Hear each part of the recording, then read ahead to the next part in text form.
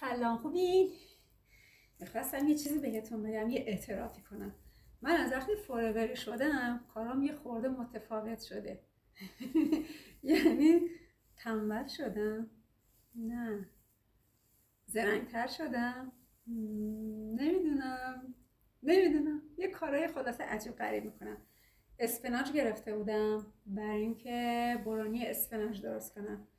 متاسفانه نرسیدم که این اسفناج ها رو سریع بهشون برسم و بردارم.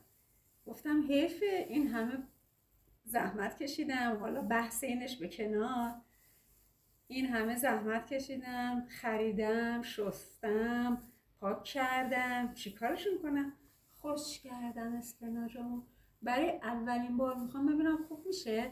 بذار باشه یه برونی اسفناج درست کنم، ببینم اگر خوب شد به شما هم بگم که شما هم این دفعه این کار رو بکنید. بهتر از اینه که درست کنی یه موقع میذاری توی یخچال، یادت میاد که اسفناج توی یخچال داشتی، این هم زحمت کشیدی، خراب شده، باید بریزیش دور. ولی اگه بشه خوش شده شو استفاده کرد و همون طعم و مزه پخته شده رو بده که عالیه. حقیقت چرا؟ شاید خیلیاتون استفاده کرده باشین ولی من تا حالا این مدلش رو استفاده نکرده بودم.